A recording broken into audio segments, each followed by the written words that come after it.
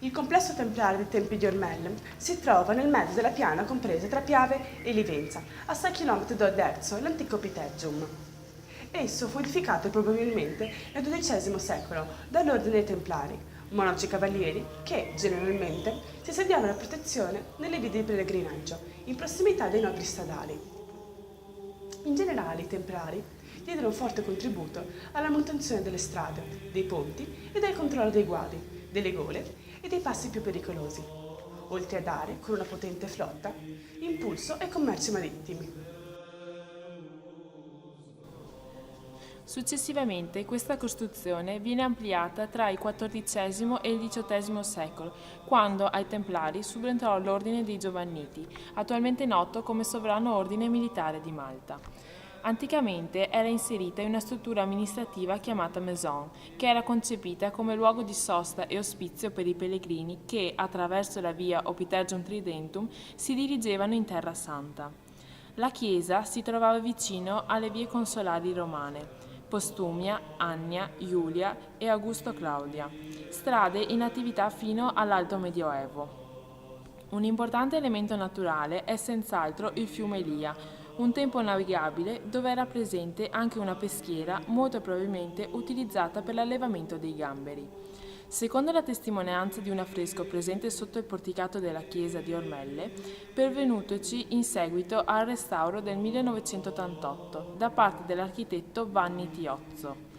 Dal punto di vista geologico, queste zone erano paludose e la loro bonifica è stata affidata molto probabilmente ai cavalieri templari.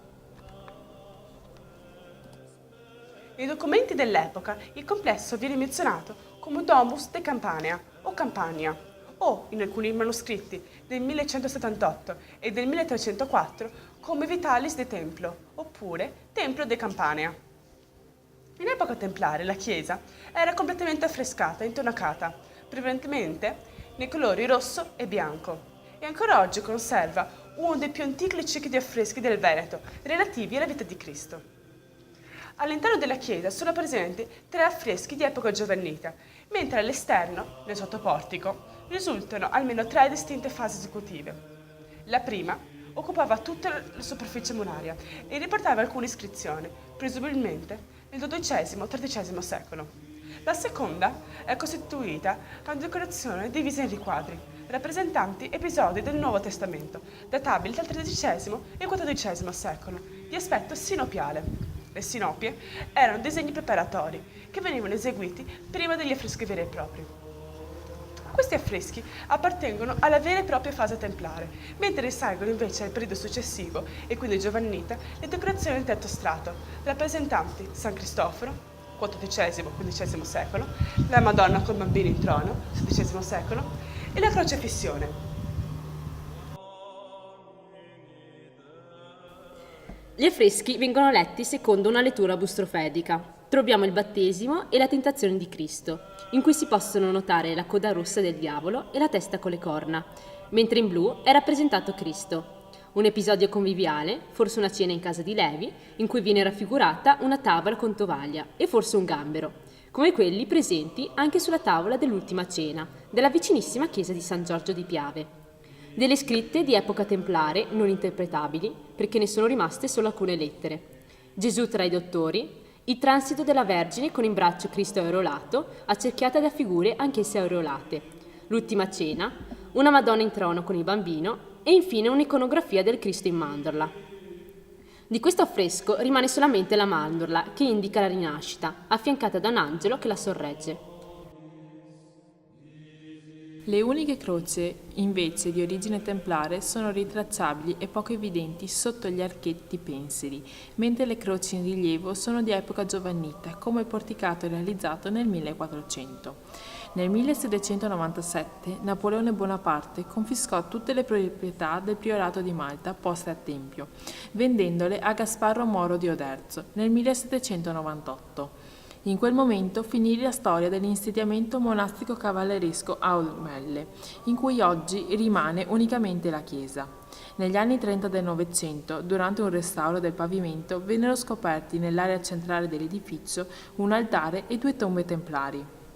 I lavori di ricostruzione del tetto hanno poi svelato la presenza di una lapide di epoca romana che funge da sostegno per la copertura.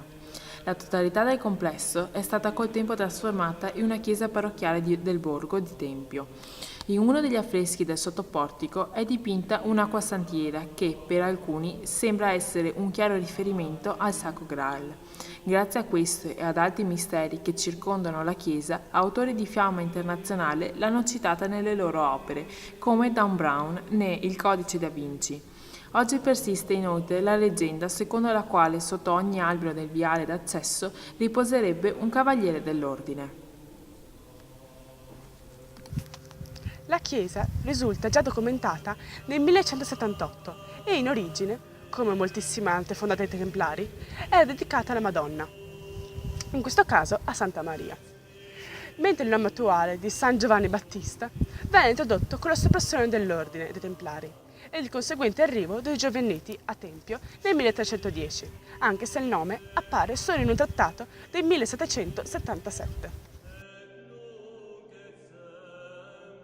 L'edificio odierno presenta delle caratteristiche tipiche dell'architettura romanica. Queste si possono riscontrare nella struttura a navata unica, orientata con asse longitudinale est-ovest e nel portico sviluppato nei lati sud e ovest.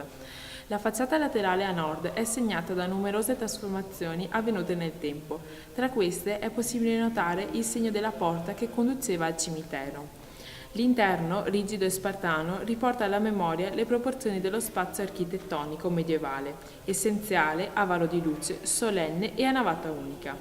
Tale navata si concludeva con 3 absidiole, di cui la centrale più ampia, secondo una tipologia architettonica di modelli antichi, presenti nell'Italia settentrionale a partire dal VII secolo. La torre campanaria venne costruita in seguito, si addossa alla facciata senza alcuna connessione strutturale. Questa ed altre modifiche hanno portato la chiesa di San Giovanni a presentarsi con la forma attuale.